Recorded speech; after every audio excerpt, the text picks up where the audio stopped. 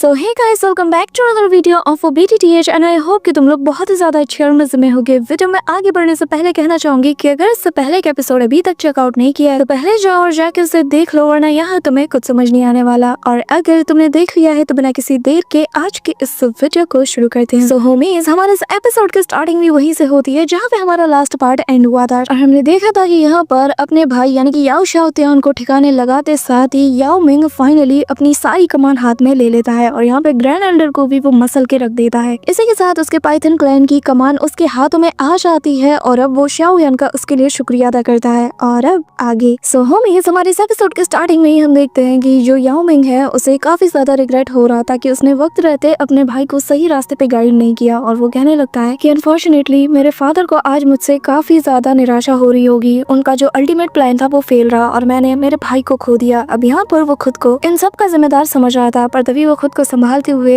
बाकी के एल्डर से कहने लगता है कि इस क्लैन में कुछ भी नहीं बदलेगा, बस यहाँ पर जो भी एंशिएंट टाइम से चीजें चलती आ रही थी वो बिल्कुल वैसा ही चलेगा। अब यहाँ पे उसकी बातें सुनकर सारे एल्डर उसके पास जाते हैं, वो उसे रिस्पेक्ट के साथ ग्रीट करते हैं और क्लैन में उसकी वापसी के लिए उसे वेलकम करते हैं, जिस पर वो कहने लगता है कि आप तीनों एल्डर मेरे सबसे ज्यादा लॉयल एल्डर्स हैं, तो मैं आप पे भरोसा करते हुए अब क्लैन की जिम्मेदारी आप तीनों पे छोड़ रहा हूँ। उम्मीद करता हूँ कि जिन लोगों को भी मुझसे परेशानी होगी और क्लैन के जितने भी इंटरनल अफेयर्स हैं आप उन्हें मेरे लिए संभालोगे। जो सुनकर ये तीनों काफी ज्यादा खुद के लिए प्राउड फील करते हैं कि हमारा जो लीडर है वो हम पे इतना ज्यादा भरोसा करता है कि क्लैन का इंटरनल अफेयर वो हमारे कंधों पे सौंप रहा है। अब ये तीनों उसे कहते हैं कि आप बिल्कुल फिक्र मत कीजिए, हम आपके लिए सब कुछ करेंगे। ये कहते साथ ही वो तीनों यहाँ से चले जाते हैं। अब यहाँ पे उनके जाते साथ ही शाओयान उनसे कहने लगता है कि ब्रदर याओ मिंग, आप बहुत ही अच्छे लीडर बनोगे, आपको खुद पे भरोसा रखना चाहिए क्योंकि आप बहुत ही ज्यादा काइंड है और ऐसे काइंड राजा को हर कोई पसंद करेगा। मुझे यकीन है कि फ्यूचर में आप अपने ट्राइब के लोगों को बहुत नई ऊंचाइयों तक ले जाओगे। उसके बाद सुनकर याओ मिंग उसे कहता है कि ब्रदर शाओयान, ये सब कुछ तुम्हारी हेल्प के बगैर कभी पॉसिबल नहीं होता। अगर तुम मेरी मदद नहीं करते ना तो शायद मैं अभी तक उसी कैद में फंसा रहता और मैं वादा करता हूँ कि फ्यूचर में जब भी तुम्हें मेरी जरूरत पड़ेगी मेरे लोग और मैं हम हमेशा तुम्हारे लिए उपस्थित रहेंगे। यहाँ पर इसके बाद सुनकर जैसे ही शाओयान कुछ कहने वाला था कि तभी यहाँ पर मेड्यूसा, लिटिल फेरी डॉक्टर और किंगलिन ये सभी लोग आ जाते हैं। यहाँ पे शाओयान मेड्यूसा को देखकर पूछता है कि क्या तुम लोग ठीक हो। मेड्यूसा बताती है कि हाँ, तुम सही वक्त पर आ गए और सब कुछ संभाल लिया और ये सभी लोग भी रिकवर कर चुके हैं। अब यहाँ पे लिटिल फेरी डॉक्टर आगे आती है, शाओयान से कहती है कि शाओयान एक बात बताओ, क्या जिस चीज के लिए तुम यहाँ आए थे तुमने वो हासिल कर लिया, तुमने वो पा लिया? जिस पर शाओयान हाँ में जवाब देता और कहने लगता है कि ये सब कुछ अगर पॉसिबल हो पाया है तो ब्रदर याओ मिंग की वजह से, वरना मैं तो उस पानी के नीचे अंडरवर्ल्ड में सालों तक भी ढूंढता रहता तो शायद मुझे बिल्कुल भी नहीं मिलता, क्योंकि मैं ऑलरेडी हर एक कोना चप्पा चप्पा बिल्कुल छान मार चुका था, लेकिन वो जो येलो स्प्रिंग स्टोन है वो मुझे कहीं पे भी नहीं मिला। अब यहाँ पे ब्रदर याओ मिंग बताने लगता है कि हाँ, वो बहुत ही ज्यादा रेयर है तो हम ऐसे किसी जगह पे कैसे रख सकते हैं, लेकिन मुझे खुशी है कि ब्रदर शाओयान कि मैंने इसे तुम्हारे साथ शेयर किया और वैसे भी तुम्हारे जैसे काइंड पर्सन ही इसके लायक है। अभी यहाँ पे शाओयान कहने लगता है कि इसके लिए शुक्रिया, लेकिन ब्रदर याओ मिंग मेरे मन में एक सवाल है जो कि मैं पूछना चाहता हूँ, क्या आप अपने क्लैन के जो बाहरी मैटर्स है उन्हें सॉल्व क्यों नहीं करते? अब यहाँ पे बाहर का सुनते साथ ही याओ मिंग कहने लगता है कि माफ करना ब्रदर शाओयान, लेकिन मैं फिलहाल के लिए अपने क्लैन के अंदर ही फोकस करना चाहता हूँ और आज जो कुछ भी हुआ इस मामले की तह पर मैं बाद में जाऊंगा। अब यहाँ पे ये सुनकर शाओयान भी मान जाता है और कहने लगता है कि पहले तो आपको खुद को हील करने में फोकस करना चाहिए और रही बात बाकी सबकी तो इस पे हम बाद में भी बात कर लेंगे। इसी के साथ हम यहाँ पर उसी पैलेस का सीन देखते हैं जहाँ पे याओ मिंग जब आता है तो उसे अपनी बचपन की यादें नजर आती हैं। उसे याद आता है कि अपने भाई के साथ वो यहाँ पे खेला करता था, जहाँ पे वो अपने भाई से कहता है कि चलो देखते हैं कि इस थ्रोन पे सबसे पहले कौन जाता है, लेकिन याओ शाओतियान हमेशा उससे कम्पीट करने से मना कर देता था। उसका ये कहना था कि आप फ्यूचर लीडर हैं, भला मैं आपसे कम्पीट कैसे कर पाऊंगा। इसी के साथ फिर उसे वो सारी बातें भी याद आने लगती हैं जो कि उसके और उसके भाई के बीच हुआ करती थी। यहाँ पे साफ देखा जा सकता था कि याओ मिंग को अपने छोटे भाई के लिए काफी ज्यादा बुरा लगता है कि काश सही वक्त पर मैंने उसे गाइड किया होता। यहाँ पे ये सब कुछ चल ही रहा था कि तभी यहाँ पे शाओयान आ जाता है और वो आते साथ ही कहने लगता है कि ब्रदर याओ मिंग, मैं नहीं जानता कि आखिर आपने हम सभी को यहाँ पर अचानक से क्यों बुलाया। जिस पर याओ मिंग उससे कहता है कि जरा पास आओ फिर मैं बताता हूँ। अब यहाँ पे शाओयान करीब जाता है और तभी याओ मिंग उसे फर्श पर बनी एक पेंटिंग को दिखाता है, जो देखकर शाओयान कहने लगता है कि आखिर ये किस टाइप की पेंटिंग है। जिस पे याओ मिंग कहने लगता है कि ब्रदर शाओयान जरा गौर से देखो, ये वही रीजन है जिसके चलते मैंने आप सभी को यहाँ पे बुलाया है। मैं चाहता हूँ कि आप इस पेंटिंग को जरा गौर से देखें, क्योंकि इसमें जो इंसान बना है उसके बारे में ऐसा कहा जाता है कि ये कोई एंशिएंट डेमोनिक एम्परर है, उसकी पेंटिंग को यहाँ पे रिप्रेजेंट किया गया है। अब यहाँ पे ये लोग जब एंशिएंट डेमन एम्परर का सुनते हैं तो सभी लोग गौर से देखते हैं कि तभी यहाँ पे मेड्यूसा बताने लगती है कि एंशिएंट टाइम में ऐसे एक एम्परर का जिक्र है जो कि काफी ज्यादा पावरफुल था, लेकिन लगा नहीं था कि उसका अपीयरेंस हमें यहाँ पे देखने को मिलेगा। अब यहाँ पे याओ मिंग बताने लगता है कि इसका कनेक्शन मेरे क्लैन के साथ है, लेकिन मुझे ज्यादा कुछ इस बारे में नहीं पता क्योंकि इसकी जो लेगेसी थी वो वक्त के साथ साथ पूरी तरीके से फेड होती गई। मेरे क्लैन के अंदर अभी भी एक आखिरी स्टोन टैबलेट मौजूद है जिसके अंदर बहुत सी सीक्रेट छिपी हुई है और जिसे कि मेरे क्लैन के लोगों से भी हाइड करके रखा गया है। और नाइन नेदर वर्ल्ड की इस जगह में ये एक ऐसी जगह है जिसके बारे में शायद ही किसी को पता हो, सिर्फ क्लैन चीफ्स को ही इसके बारे में जानकारी दी जाती है और वो अगले चीफ को इसके बारे में जो भी नॉलेज होती है पास डाउन करते हैं। और इस बंदे की जो भी नॉलेज थी, ऐसा कहा जाता है कि उसने अपने अंतिम समय में उसकी जितनी भी नॉलेज थी, जो कुछ भी उसके सीक्रेट्स थे, उसने उन सभी को इन स्टोन टैबलेट के अंदर रख दिया, जिसमें कि बहुत सी पावरफुल टेक्निक्स के अलावा कल्टीवेशन टेक्निक्स भी है। साथ ही ब्लड लाइन के बारे में भी उसमें काफी कुछ लिखा गया है और ऐसे ऐसे मेथड्स लिखे हैं जिसका कि तुम और मैं शायद सोच भी नहीं सकते। ब्लड लाइन के बारे में भी इसमें बहुत कुछ लिखा गया है। अब यहाँ पे ये सुनकर शाओ यान भी काफी ज्यादा इंटरेस्टेड हो जाता है। वो कहने लगता है कि अगर इतना स्ट्रॉन्ग पर्सन किसी चीज को सीक्रेटली रिस्टोर करके रख रहा है तो जाहिर है ये जानने वाली बात तो जरूर होगी और इसमें कोई ना कोई इन्फॉर्मेशन तो होगी जो कि मेरे काम आ सकती है। शाओ यान कहने लगता है कि अगर हमें ये चीज मिल जाती है ना तो हमारी कल्टीवेशन के लिए काफी ज्यादा हेल्प हो जाएगी। जिस पर याओ मिंग कहने लगता है कि ब्रदर शाओ यान, जैसा कि तुम समझ चुके हो ये चीज कितनी ज्यादा इंपॉर्टेंट है स्पेशली कल्टीवेटर्स के लिए, तो इसीलिए हम भी सालों से इस पे मेहनत करते हुए आ रहे हैं। हमने उस स्टोन टैबलेट को काफी डीप स्टडी किया लेकिन हमें से कोई भी उसके डीप एनालिसिस को कभी भी समझ नहीं पाया। हम जितना उसकी गहराई में उसे समझने की कोशिश करते उतना ज्यादा उलझते जाते। लेजेंड्स का ऐसा भी कहना है कि इसके अंदर उसके ट्रू ब्लड एसेंस भी छिपी हुई है। यहाँ पर शाओ यान काफी ज्यादा सरप्राइज था और फिर शाओ यान उससे कहने लगता है कि ब्रदर याओ मिंग, क्या आप मेरी हेल्प चाहते हैं कि मैं आपके लिए उस ब्लड एसेंस को ऑब्टेन करूं? जिस पे वो काफी रिस्पेक्ट के साथ कहता है कि जी हाँ, मैं याओ मिंग, मैं आपसे रिक्वेस्ट करता हूँ कि आप मेरे लिए उस स्टोन टैबलेट को ओपन करें, जिसके बाद मैं उस ब्लड एसेंस को भी आपके साथ शेयर करूंगा, बल्कि हेवनली टायर की जो टेक्निक्स है उन्हें भी आपके साथ शेयर करूंगा। हेवनली टायर टेक्निक का सुनकर शाओ यान कंफ्यूज था और काफी ज्यादा सरप्राइज भी, जिस पे वो बताने लगता है कि हाँ, आप already yellow spring finger technique को तो देख चुके हो, लेकिन हेवनली स्प्रिंग पाम टेक्निक भी है जो कि एक मिड टायर की टेक्निक है और जो थर्ड रैंकिंग की जो टेक्निक है वो बहुत ही ज्यादा स्ट्रॉन्ग है, बहुत ही ज्यादा पावरफुल है और ऐसी टेक्निक को हमारे क्लैन के किसी भी मेंबर ने कभी भी ऑब्टेन नहीं किया है, जिसके चलते मैं आपको वो दिखा नहीं सकता। लेकिन अगर हमें वो चीज मिल जाती है ना तो मैं आपके साथ विलिंगली शेयर करूंगा। जिस पर लिटिल फेरी डॉक्टर कहती है कि कहीं ये उसी डीमन एम्परर का सिग्नेचर मूव तो नहीं जिस थर्ड टेक्निक की आप बात कर रहे हो। रिसा बताती है कि जो फर्स्ट रैंक वाली टेक्निक है यानी कि हेवनली स्प्रिंग फिंगर, वो लाइफ एंड डेथ को यहाँ पे सर्व करती है। तीसरी वाली टेक्निक यहाँ पे सोल को शेडेड कर देती है। येलो स्प्रिंग हेवंस फ्यूरी को कम आकर नहीं जा सकता क्योंकि ये उसी डीमन एम्परर की सिग्नेचर मूव में से एक है। लेजेंड्स का ये भी कहना है कि जिन्होंने भी बैटल्स में इस टेक्निक का सामना किया है उनकी सोल शेडेड कर दी गई, उनका नाम और निशान तक नहीं मिला। अब शाओ यान कहने लगता है कि क्या ये वाकई में इतनी ज्यादा स्ट्रॉन्ग है, जिस पर याओ मिंग सिर हिलाता है। अभी शाओ यान मन में ठान लेता है कि अगर मुझे ये टेक्निक मिल जाए ना तो मेरे सामने 3 स्टार दाओशन को भी मैं बहुत ही अच्छा सबक सिखा सकता हूँ, उनके पास भी ज्यादा एडवांटेज नहीं होगा। पर शाओ यान का सवाल होता है कि जब आपके इतने बड़े बड़े दिग्गज उसे ऑब्टेन नहीं कर पाए तो आखिर आपको क्यों लगता है कि मैं उस टैबलेट को ओपन कर सकता हूँ? जिस पे वो बताने लगता है कि क्योंकि तुम्हारे पास वो कल्टीवेशन लेवल है जिसके जरिए से उस स्टोन टैबलेट पर जो डीमन एम्परर की कॉन्शियसनेस बची है तुम उसे बीट करके उस स्टोन टैबलेट के अंदर पेनिट्रेट कर सकते हो। और अनफॉर्चुनेटली हम जैसे जो सोल बीस्ट होते हैं हम लोग इतना ज्यादा कल्टीवेशन पे फोकस नहीं करते। अगर मेरी मुलाकात ब्रदर शाओ यान से नहीं होती तो शायद मुझे किसी आउटसाइडर की हेल्प लेनी पड़ती। जिस पे शाओ यान कहने लगता है कि आखिर आपको इतनी जल्दी क्या है, आप उस टैबलेट को ओपन कराने के लिए इतना बड़ा रिस्क क्यों ले रहे हैं? अगर किसी और को इसके बारे में पता चल जाता तो। जिस पे वो बताने लगता है कि असल में हमारा ये जो क्लैन है इसकी ब्लड लाइन हर बीतते दशक के साथ साथ डिक्रीज होती जा रही है। हमारे पास लेस प्योर ब्लड लाइन वाले लोग पैदा हो रहे हैं जिसके चलते हमारी ताकत और ज्यादा कमजोर हो रही है और मैं एक क्लैन लीडर होने के नाते हमारे इस क्लैन को नई ऊंचाइयों तक ले जाना चाहता हूँ। इसीलिए मुझे मेरी ताकत को और ज्यादा बढ़ाना होगा ताकि मैं इसे प्रोटेक्ट कर पाऊँ और इसीलिए मुझे स्टोन पिलर की ताकत की जरूरत पड़ेगी। यह बात सुनकर शाओ यान मान जाता है, जिस पर याओ मिंग उसका शुक्रिया अदा करते हुए कहता है कि मैं पहले ही आपका शुक्रिया अदा कर रहा हूँ क्योंकि मुझे उम्मीद नहीं थी कि आप ऐसे मानोगे। जिस पर शाओ यान स्माइल करता है और फिर ये लोग उसी स्टोन पिलर के पास रवाना हो जाते हैं, जहाँ पर आते साथ ही याओ मिंग बताता है कि हम लोग यहाँ पे आ चुके हैं। हम देखते हैं कि वहाँ पे एक बहुत बड़ा स्टोन पिलर मौजूद था जिस पर एक पाम का पैटर्न बना हुआ था और यहाँ पे याओ मिंग बताता है कि सालों पहले एक बार मैंने भी कोशिश की थी कि मैं उस एसेंस ऑफ ब्लड और उस थर्ड रैंक की टेक्निक को ऑब्टेन कर पाऊँ, लेकिन मैं नाकाम रहा क्योंकि मेरी कल्टीवेशन पावर बहुत ही ज्यादा वीक थी। लेकिन उसके एक स्ट्राइक से ही मुझे आधे साल से भी ज्यादा का वक्त लग गया खुद को रिकवर करने में। अब यहाँ पे ये सुनते साथ ही शाओ यान कहता है कि क्या सिर्फ कॉन्शियसनेस की पावर इतनी ज्यादा स्ट्रॉन्ग है? शाओ यान अपने क्लैन टैटू पावर से चेक करता है और बताने लगता है कि हाँ, वाकई में जो रिमेनिंग सोल की जो पावर है जो कि कॉन्शियसनेस के साथ है वो बहुत ही ज्यादा स्ट्रॉन्ग है। यहाँ पे हम देखते हैं कि जो याओ मिंग है वो शाओयान से कहने लगता है कि ब्रदर शाओयान, क्या आप श्योर हो कि आपको अंदर जाना चाहिए? जिस पे वो कहने लगता है कि मैं श्योर हूँ कि मैं इसे ट्राई करूंगा। याओ मिंग बताता है कि फिर ठीक है, लेकिन याद रखना अगर कुछ भी गड़बड़ फील होता है तो बेहतर यही होगा कि उसी वक्त तुम वापस आ जाओ। अब यहाँ पे उसकी बात तो सुनते साथ ही शाओयान सभी से कहने लगता है कि ठीक है, फिर यहाँ से आगे अब मैं अकेले जाऊंगा। इसी के साथ यहाँ पे हम देखते हैं कि शाओयान वहाँ पे बैठ जाता है। वो अपनी सोल फॉर्म को कंडेंस करते हुए सीधा अपनी बॉडी से बाहर निकलता है, जो देखकर याओ मिंग कहता है कि वाकई में ये तो अभी से अपनी सोल फॉर्म को सॉलिडिफाइड कर पा रहे हैं। अब यहाँ पे शाओयान इमीडिएटली उस पिलर के अंदर एंटर हो जाता है। अब यहाँ पे शाओयान जैसे ही एंटर होता है तो वो देख पाता है कि यहाँ पर एक अलग ही स्पेस एग्जिस्ट करता है और वो कहने लगता है कि अपनी पावर से एक स्टोन टैबलेट के अंदर स्पेस को क्रिएट कर पाना कोई आम बात नहीं। फिर हम देखते हैं कि जैसे ही शाओयान आगे बढ़ता है कि तभी यहाँ पे चारों तरफ फॉग फैलने लग जाता है और शाओयान कहने लगता है कि आखिर ये क्या चीज है। कि तभी यहाँ पे वो देखता है कि एक बड़ा सा फिंगर अटैक उसकी तरफ तेजी से बढ़ रहा है। ये देखते साथ ही शाओयान भी अपने फायर ड्रैगन्स को उस पे छोड़ देता है। यहाँ पे इतने सारे ड्रैगन्स जब उसे टकराते हैं तो भी इस फिंगर पे कोई असर नहीं पड़ता, तो वो इस येलो स्प्रिंग फिंगर अटैक को अपने हाथों से काउंटर करता है और यहाँ पे जैसे जैसे वो अपना प्रेशर बढ़ाता है फाइनली वो उसे डिस्ट्रॉय कर देता है। इसी दौरान उसके पैरों के नीचे से येलो स्प्रिंग आर्म टेक्निक भी आगे बढ़ती है, जो कि शाओयान को दोनों हाथों से क्रश करने की कोशिश करती है, लेकिन शाओयान इसे देखते साथ ही समझ जाता है। शाओयान उनसे भागने की कोशिश करता है, लेकिन एक के बाद एक बहुत से पाम आकर उसे अपने अंदर सप्रेस करना शुरू कर देते हैं, जो देखते साथ ही शाओयान भी अपनी पावर्स का यूज करके इन्हें डिस्ट्रॉय करके उनसे आजाद हो जाता है और फिर लाउड वॉइस के साथ कहता है, जो भी है सामने आओ क्योंकि तुम्हारी ये चीप ट्रिक्स मुझ पे काम नहीं आने वाले। अब यहाँ पे ये सुनते साथ ही चारों तरफ से फॉग निकलना शुरू हो जाता है और तभी हम देखते हैं कि वही जो येलो स्प्रिंग सेंट है, यानी कि वही एंशिएंट डीमन एम्परर, वो बाहर आता है। उसका फिगर यहाँ पे अपीयर होता है और वो उससे कहने लगता है कि बच्चे ये तुम्हारी जगह नहीं है, तुम्हें यहाँ से चुपचाप चले जाना चाहिए। जिस पे शाओयान कहने लगता है कि सीनियर, मैं यहाँ पर आपकी ट्रायल के लिए आया हूँ और मुझे हर हाल में उस टेक्निक को हासिल करना ही है। कि तभी वो सेंट पे उसकी बातें सुन के हैरान था। शाओयान आगे कहता है कि जब तक मैं उस ब्लड एसेंस और उस टेक्निक को हासिल नहीं करता मैं हार नहीं मानूंगा, मैं पीछे नहीं हटूंगा। यहाँ पे वो सेंट आगे कहता है कि लेट हेवन रियलम की सोल पावर लेकर तुम इतना ज्यादा उछल रहे हो। हाँ, लेकिन हाँ, मैंने इतने सालों में जितने लोगों का सामना किया है तुम उनमें सबसे ज्यादा ताकतवर हो, ये बात तो मैं दावे के साथ कह सकता हूँ। इसी के साथ वो उस पे अटैक करते हैं। यहाँ पे शाओयान अपना बैरियर बना के उनके प्रेशर को अपने अंदर ही सप्रेस करने की कोशिश करता है, जिसे देखते साथ ही यहाँ पे वो सेंट उसके करीब आ जाते हैं और कहने लगते हैं कि बच्चे, तुम अभी भी हेवनली रियलम ग्रेट सर्कल से काफी ज्यादा दूर हो और इसे सरपास करना तुम्हारे बस की बात नहीं है, क्योंकि इसे सरपास करके एम्परर रियलम तक पहुंचना यानी कि मेरी बराबरी करना है, जैसा कि मैंने पहले किया था। तो बेहतर यही होगा कि तुम पीछे हट जाओ, क्योंकि तुम्हारा मुकाबला बराबरी वाले इंसान से नहीं पड़ा है। अब यहाँ पे ये सुनकर शाओयान कहने लगता है कि आप पूरे कॉन्टिनेंट में ढूंढ लीजिए, लेकिन जितने स्ट्रॉन्ग ओपोनेंट की आप तलाश कर रहे हो उतना स्ट्रॉन्ग ओपोनेंट आपको कहीं नहीं मिलेगा। मैं इतना जानता हूँ कि इस वक्त मैं आपको चुनौती देने के लिए आया हूँ और जब तक आप मुझे ट्राई नहीं करते आपको पता कैसे चलेगा कि मेरी लिमिट्स क्या है। ये कहते साथ ही शाओयान अपने पावर्स को एक्टिवेट करता है। यहाँ पे वो जो गोल्डन फिगर था वो अपीयर होता है। शाओयान की इस जायंट बॉडी को देखकर वो भी सरप्राइज था और फिर शाओयान तेजी से जाकर एक पाम अटैक करने को बढ़ता है कि तभी स्पेस में क्रैक बनता है। मल्टीपल पाम स्ट्राइक्स जो है वो शाओयान को हिट होने लगती है, जिसके चलते उसे पीछे हटना पड़ता है। एक के बाद एक दे दनादन पाम अटैक यहाँ पर वो डेमोनिक सेंट कर रहा था। इसी दौरान यहाँ पे हम देखते हैं कि जैसे जैसे ये जो हैंड्स थी ये शाओयान को पकड़ती हैं, वो धीरे धीरे करके उसे जमीन में सप्रेस करने लगती हैं, जिसके चलते शाओयान घुटनों के बल आ जाता है। लेकिन अगले ही पल वो जमीन पे अपना जोर से हाथ पटकता है और फिर यहाँ पे अपनी हेवनली फ्लेम्स को एक्टिवेट करता है, जिसके चलते जो हाथ उससे अटैच थी वो जल के राख होने लगती है और नथिंगनेस में बदल जाती है। ये नजारा वहाँ पे डीमन सेंट बहुत ही अच्छे से देखे जा रहा था, लेकिन शाओयान अभी भी रेजिस्ट करता है और धीरे धीरे अपनी पावर को बढ़ाने लगता है, जिसके चलते वहाँ जितने भी हाथ थे वो जल के राख हो जाते हैं और अगले ही पल सब कुछ यहाँ पे खत्म हो जाता है। शाओयान डट के सेंट के सामने खड़ा था, जो देखकर वो सेंट भी कहने पे मजबूर था कि मैं समझ गया, तुम्हारे पास उस स्ट्रेंज फायर की ताकत है जिसके चलते तुमने मेरे पाम अटैक्स को भी जला के राख कर दिया। जिस पे शाओयान कहता है, तो सीनियर क्या अब आप मुझे अपना अपोनेंट मानते हो? जिस पे वो कहने लगता है कि हाँ, तुम पहले से ज्यादा मेरी आंखों में ग्लो कर रहे हो। ये कहते साथ ही वो यहाँ पर अपने दोनों हाथों को क्लैप करता है। इतना पावरफुल इम्पैक्ट रिलीज होता है कि जिसके बाद जब सेंट अपनी आंखें ओपन करता है तो वो अपनी ट्रू बॉडी फॉर्म में था, यानी कि जो उसका ओरिजिनल टाइम में लुक था वो उस लुक में आ जाता है और उसके ऊपर गोल्डन और ब्लैक कलर के क्लाउड्स बनने लगते हैं, चारों तरफ बिजलियां भी गिरती हैं। इसी के साथ वो अपने दोनों हाथों से यहाँ पे एक टेक्निक का यूज करने लगता है, जिसके लिए शाओयान यहाँ पे आया है। और यहाँ पे हम देखते हैं कि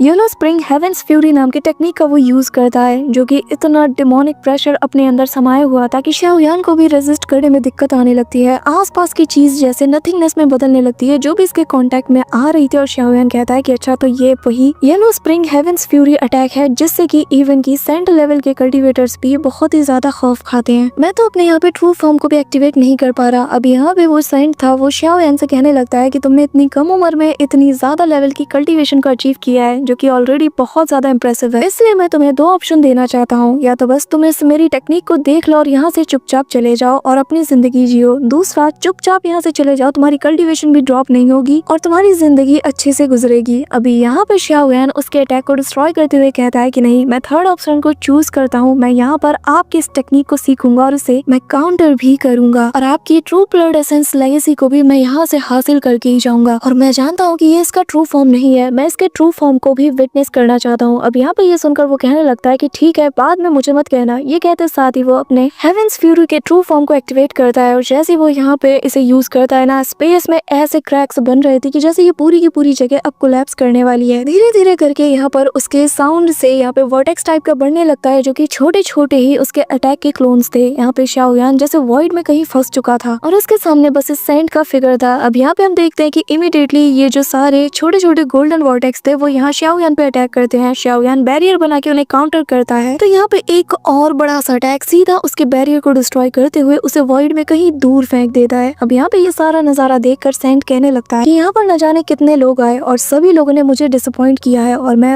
उम्मीद हार चुका हूँ कि शायद ही कोई आएगा जो कि मेरी इस ट्रू टेक्निक को सीख पाएगा, लेकिन तुमसे मेरी उम्मीदें अलग हैं। उम्मीद करता हूँ कि तुम मुझे डिसअपॉइंट नहीं करोगे। यहाँ पे शाओ यान अलग ही माइंडसेट में ट्रैप हो जाता है कि तभी जो बॉडी हार्ट है वो यहाँ पे एक्टिवेट हो जाता है और बॉडी हार्ट का जो 100 वर्ल्ड रीइंकार्नेशन है वो भी एक्टिवेट होने लगता है और शाओ यान को धीरे धीरे यहाँ पे खुद पे कंट्रोल गेन होने लगता है। ये देखकर जो सेंट था वो भी कहता है कि ऐसा टैलेंट तो बहुत ही ज्यादा रेयर है, लेकिन ये फिर भी इनफ नहीं। लेकिन तभी हम देखते हैं कि यहाँ से वो ग्रीन कलर की लाइट गायब हो जाती है और अगले ही पल शाओ यान कहने लगता है कि मैं फिर भी हार नहीं मानूंगा। अब वो यहाँ पर अपनी हेवनली फ्लेम का यूज करके अपनी पूरी कॉन्शियसनेस को एक जगह पे गैदर करता है और यहाँ पे जो उसकी फॉर्म के मल्टीपल क्लोन बने थे उन्हें भी एक जगह समेटना शुरू कर देता है। ये देखकर वो सेंट कहता है कि तुम तो फोर्सफुली अपनी ताकत का यूज कर रहे हो, इससे तुम्हारी ये हेवनली फ्लेम्स ही तुम्हें बहुत बुरी तरीके से इंजर्ड कर सकती हैं। जिस पर शाओ यान कहता है कि तो क्या हुआ, मैं फिर भी ऐसे हार नहीं मान सकता। और अगले ही पल वो यहाँ हेवेंस फ्यूरी का ये जो ट्रायल था इसे पूरी तरीके से डिस्ट्रॉय कर देता है और उस सेंट के सामने बिल्कुल सही सलामत खड़ा था और अपने दाओशिंग लुक में ये काफी ज्यादा कमाल का लग रहा था। यहाँ पे हम देखते हैं कि उसे देखते साथ ही जो सेंट था वो भी हैरान था और फिर स्माइल करता है, जिसके बाद वो शाओ यान को कांग्रेचुलेट करता है और कहता है कि तुमने मेरे ट्रायल को पास कर लिया है, तुम्हारे अंदर इन्फिनिटी पोटेंशियल है और जो देखकर मुझे काफी ज्यादा अच्छा लग रहा है। अब फाइनली मैं अपनी लेगेसी को किसी को तो पास डाउन कर सकता हूँ, वो भी बेफिक्र हो गई। ये कहते साथ ही वो अपनी ट्रू ब्लड एसेंस और लेगेसी को शाओ यान को पास डाउन करता है और मुझे उम्मीद है कि जब तुम इसे चेक करोगे तो तुम्हें इसमें वो सारी खामियां नजर आएंगी जो कि मुझसे दाऊदी तक पहुंचने में हुई हैं। जो सुन के शाओ यान कहता है कि आखिर वो कौन सी खामी है जो कि आपसे हो गई। अब यहाँ पे वो कहने लगता है कि मैंने पूरा कॉन्टिनेंट छान मारा लेकिन मुझे नहीं पता चला, लेकिन हो सकता है कि जब तुम छानबीन करो तो तुम्हें पता चल जाए, क्योंकि तुम्हारे पास बॉडी हार्ट के साथ साथ 100 वर्ल्ड रीइंकार्नेशन की अंडरस्टैंडिंग भी है और तुम इसके जरिए से ना मुझे पूरा यकीन है कि इसे ढूंढ लोगे। जो सुन के शाओ यान उनका शुक्रिया अदा करता है और कहता है कि सीनियर, मैं आपको डिसअपॉइंट नहीं करूंगा, इसमें जो भी मिसिंग पार्ट है मैं उसे हर हाल में ढूंढ के रहूंगा। इसी के साथ ये कहते हुए यहाँ से वो जो सेंट था वो पूरी तरीके से डिसअपीयर होने लगता है और शाओ यान भी बहुत रिस्पेक्ट के साथ उन्हें फेयरवेल कहता है और जाते हुए उसकी वॉइस सुनाई देती है जहाँ पे सीनियर कहता है कि बच्चे, मुझे यकीन है कि फ्यूचर में तुम बहुत बड़ी बड़ी अचीवमेंट्स को हासिल करोगे। मुझे खुशी है कि मेरी विल को तुमने इनहेरिट किया। अब यहाँ पे वो पूरी तरीके से डिसअपीयर हो जाते हैं और शाओ यान बस उसी डायरेक्शन में देखता रहता है। सो होमीज, हमारा आज का ये एपिसोड तो यहीं पे एंड होता है, लेकिन नेक्स्ट एपिसोड में काफी ज्यादा मजा आने वाला है। So that's it for today guys. I hope कि तुम सबको आज की वीडियो काफी ज्यादा पसंद आई होगी। अगर हाँ तो वीडियो को लाइक करना, चैनल पे नए हो तो सब्सक्राइब करना। तो मिलते हैं नेक्स्ट वीडियो में, तब तक के लिए बाय।